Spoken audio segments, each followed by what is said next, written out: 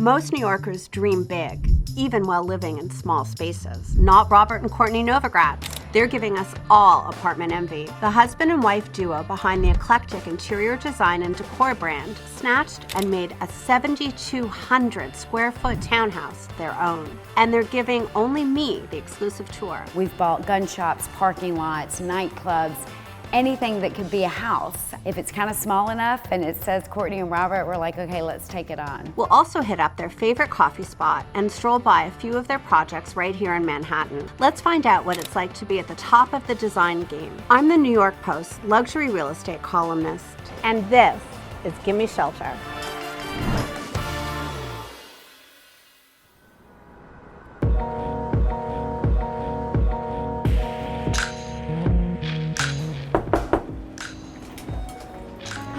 Hi, thanks so much for having us. We're glad to have you. This house was a pink stucco house that everyone in New York City was familiar with. And when you got it, it was run down. There were rooms filled with all sorts of things. So what made you want to buy this place and fix it up to the incredibly beautiful and gracious place it is today?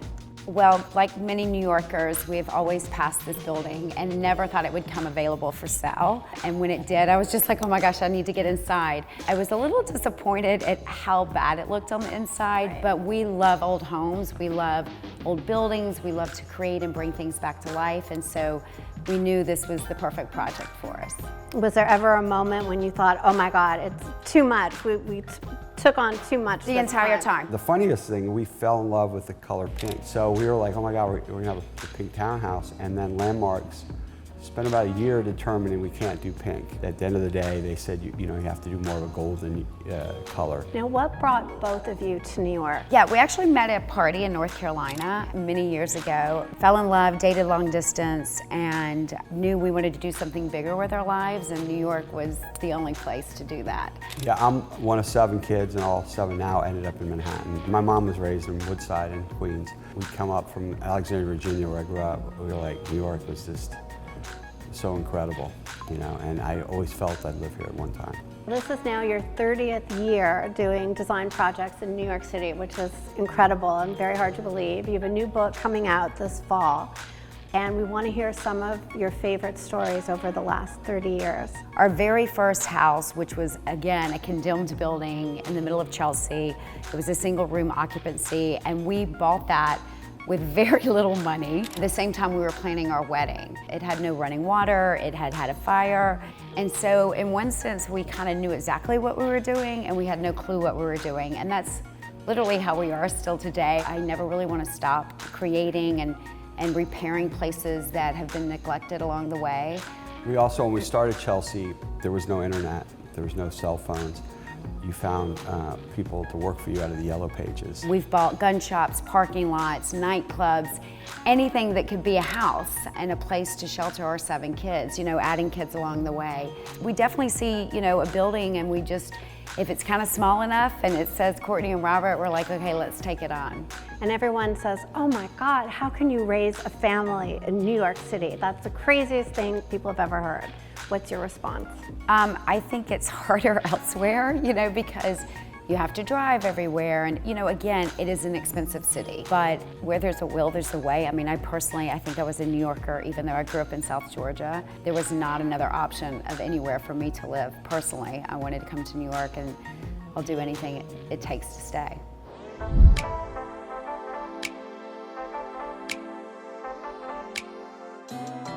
You might like this piece.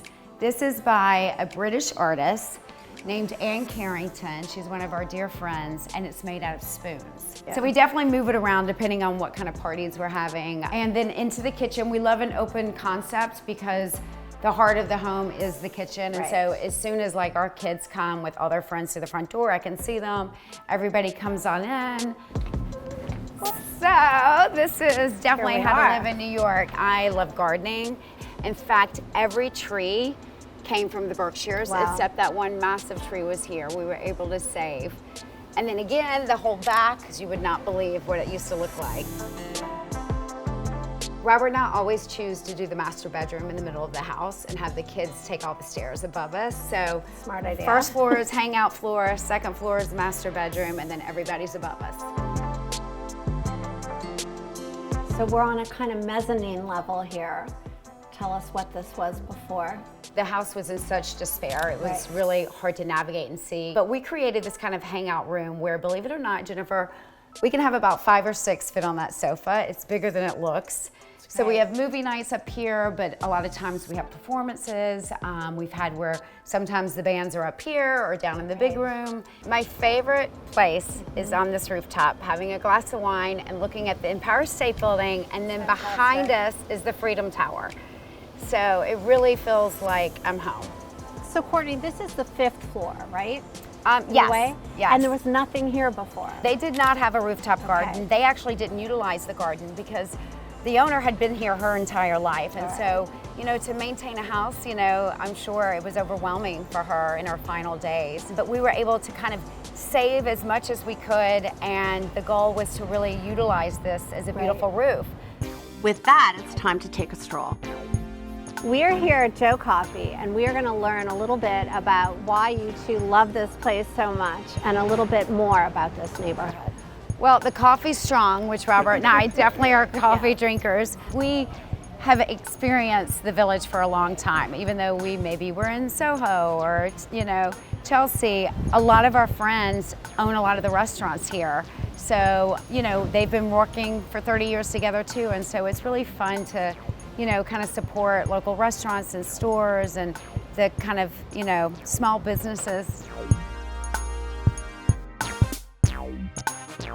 So we're now at Thompson Grand. We're going back to 1998. This is the 2nd and 3rd building that the Novogratz team designed. It was a building and an empty lot, and we'd love to hear the story. A broker said, hey, I found this place on Thompson and Grand. I'm like, what is that? It was just an old industrial building, and the lot was just a lot with barbed wire, a lot of trash. And it was a very hectic closing, but we closed it.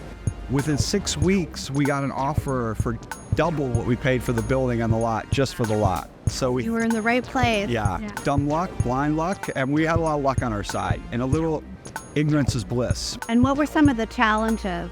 Soho is the lowest part of the city. Canal Street actually was a canal. So on big rains, they get a lot of water. It's a flood zone.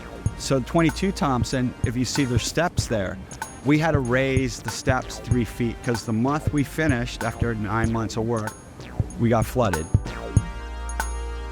So we're now at Center Marketplace in Soho, and we're looking at quite a few buildings behind us that Robert and Cortney built.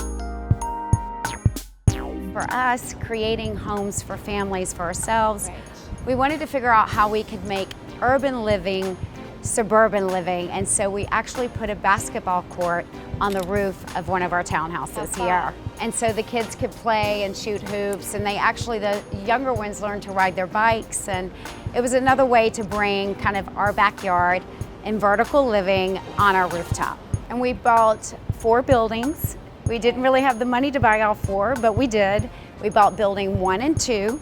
Building 4 and 5. Number 4 there was the John Giovino gun store. These were all the gun stores and the press for the police in the 30s and 40s.